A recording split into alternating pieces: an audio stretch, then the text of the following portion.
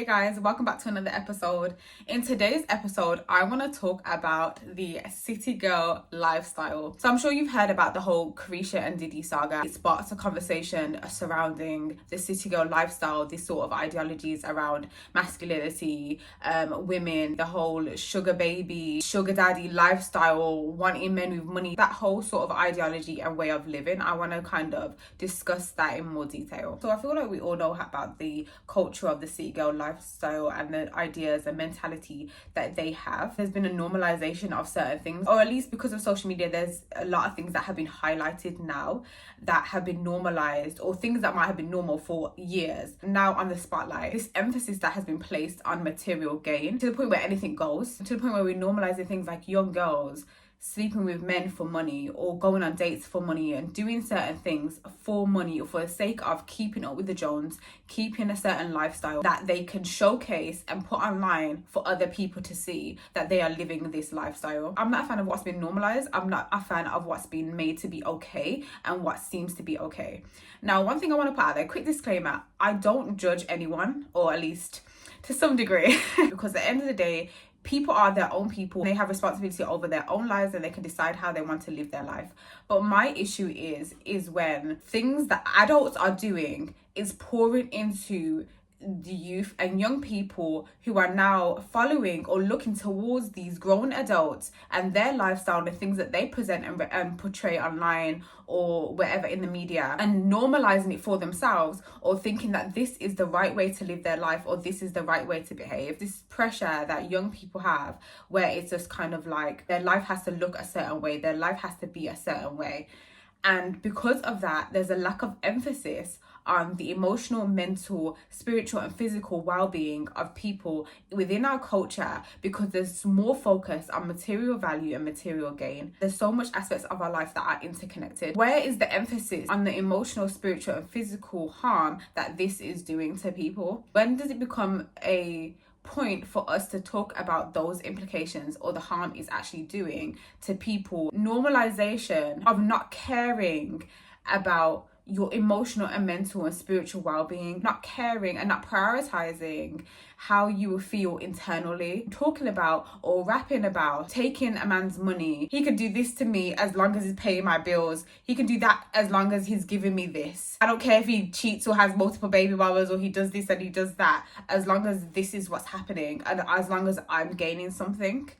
And that gain is usually material. When is there going to be emphasis on the value that people bring as individual people? Because the reality is everything is interconnected.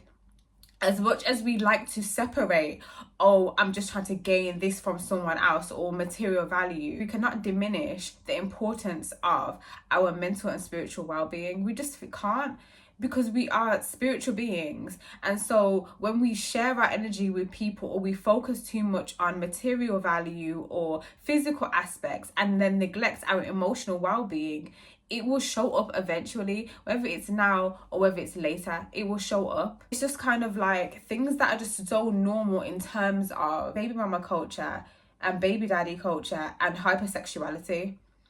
These are actual problems within the culture. These are not things that should be, oh, it's just normal and it's okay to do.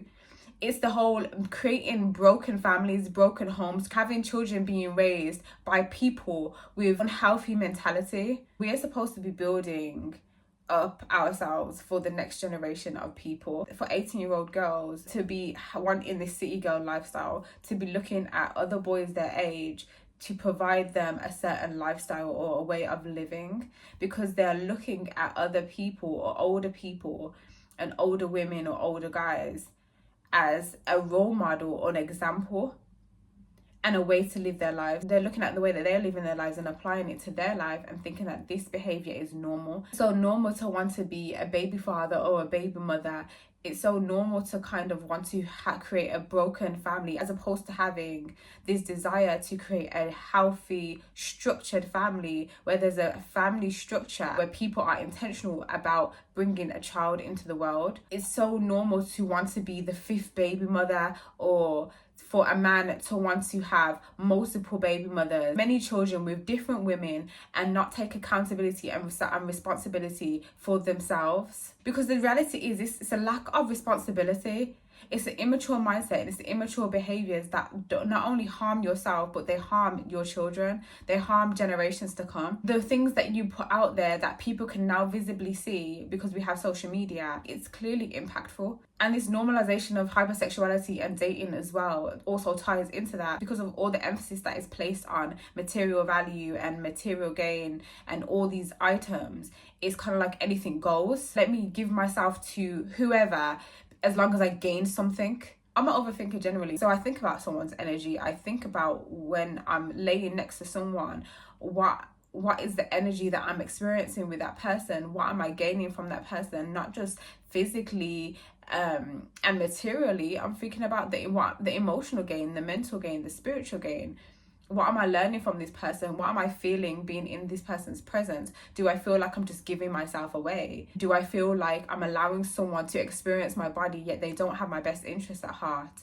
I think there's so many different aspects of this, and I think that we're just creating a society full of wounded, insecure people who have really poor and low emotional intelligence and emotional awareness to even acknowledge how something is impacting them on an emotional, mental and physical level, because there's a lack of emphasis on those things. It's more about material value and material gain, or it's about holding on to unhealthy patterns of behavior, unhealthy, toxic sort of mentality. It's about young boys and men trying to live up to this idea of manhood, or this false idea of manhood, which ultimately creates anger, guilt, low self-esteem, shame, when they can't live up to this ideology that has been placed on them. For example, you've got young boys thinking that the pinnacle idea of manhood is only based on what they can provide. Their value is placed on being a provider and having this amount of money and doing certain things, which is why you get a lot of men who are hypersexual and showing off their money, who are leading with money, who are doing illegal activities for money, always have to have a woman next to them at night, who are doing things because they are tying these things to their manhood, when they still don't feel like the men they are supposed to be, or what they believe a man is supposed to be. When they don't feel those things, despite having the money, despite having multiple women, despite leading with money, trying to be a provider, they feel internally dissatisfied, they feel angry, they feel rageful, they feel frustrated. They're not happy with themselves on an emotional level because there's a neglect there. There's a lack of emphasis on the emotional well-being of these people, of these young girls and of these young boys and men. Like, it's just, to me, it bothers me because we're not thinking about the lasting impacts of these things. Like, we're not thinking about how detrimental these things are to people's self-esteem. For example, if you're a woman who places emphasis on material gain and value, and your idea of a relationship or whatever is based on what that person can provide you or give you, then fine. But then you cannot complain when you're now dealing with someone who has poor emotional intelligence because they have neglected that part of them, who you are unable to express yourself with on an emotional level. Because whether you like it or not, there's no amount of material goods or material items that will mask the emotional pain that you feel inside internally. And I can say this because I've been there and done that. Having been in relationships where I am gaining things on a material level, yet I'm feeling emotionally wounded because I don't feel seen and understood on an emotional and spiritual level. I didn't feel satisfied. So it was like, whether or not I was getting this item or I was being taken out here or doing that, I still felt energetically dysregulated. I still felt unhappy. I still felt low. Also, on the topic of just dating multiple people as well, just to fill voids and just to have someone there, just to feel wanted and to feel loved. Ultimately, I still didn't feel that way because there was a void there that needed to be filled on an emotional level. These are important aspects of our lives and our existence in this world and our experience in this world. These are important things that cannot be undermined and undervalued. There's just so much value that this whole city girl notion, or this baby daddy, baby mom, rapper, girlfriend, or this, that and the other, there's just more value on that then there is things that are like extremely important. Now, I will never diminish the importance of material value and, you know, having money in this world. Like, it's tough out here, okay?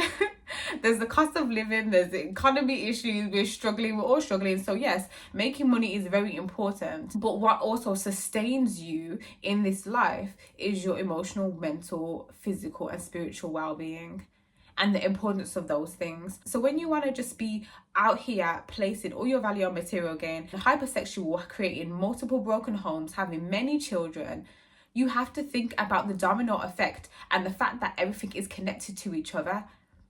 Because if you're going to be out here thinking it's okay to just create a broken family, how are you breaking cycles? How are you creating an environment for the next generation, for your children to come up to be productive members of society, because they have parents who were intentional about their well-being and their birth, essentially them coming into the world? Instead, you've got people doing things for all the wrong reasons, having children for all the wrong reasons, creating families for all the wrong reasons. It's all about how it looks as opposed to how you really feel inside, internally, as to what the actual experience is and what you're feeling. To me, I can't get with it. But it's not to say that I haven't had that sort of mentality, because best believe when I was like in my late teens, I was thinking about that as well, the whole idea of dating a drug dealer and dating those sorts of men, because I had this belief that it's better to date those kind of men because you have a better experience. I was able to go to certain places, I was able to eat certain foods and get certain things. Absolutely, good stuff, good times. But did I feel good emotionally, on an emotional level? Did I feel like this person is seeing me, understanding me? Did I feel like this person is someone that I can create a loving, healthy environment for myself and my children? We have to really take heed to these things because they are very impactful. Back when I was in uni as well, there was that conversation around being a sugar baby and having a sugar daddy. And I even know people who were tempted to go into that lifestyle, and it was for what? Because when you ask them, why are you doing it? It was like, so I can buy this, I can do this, I can have this sort of lifestyle. And it was like, okay, but how are you going to really feel? Like, for real? Because when you really go home at night and you're sitting with yourself, how are you really going to feel? There's only so much that these things can mask how you truly feel internally on an emotional level, on a spiritual and physical and mental level. Like, there's only so much that they can do that. There's only so much having sex with multiple people can do that. There's only so much dating multiple men and dating multiple women can do that. There's only so much creating children and just flying out to hear this person everywhere and looking a certain way can mask how you feel on an emotional level. And it's like, even for me, like dating, when I was like younger and I was dating, there was a disconnect in terms of like just them knowing who they were as men themselves outside of what they do and what they provide. There was just that disconnect of like me not really knowing truly who they were as individuals, because I was focused on what they gave me and what I could gain, basically. But that emphasis, but me actually knowing who they were, that wasn't, I didn't know them. I just knew I was gaining something. I was gaining something in this relationship because they were doing something that was illegal and that they tied to their manhood. So in terms of knowing them on an emotional, mental level, I didn't, because they led with money and I was also like, oh, well, I can gain something. And I feel like that mentality for me came from other people as well, because it didn't come from my mom and my dad.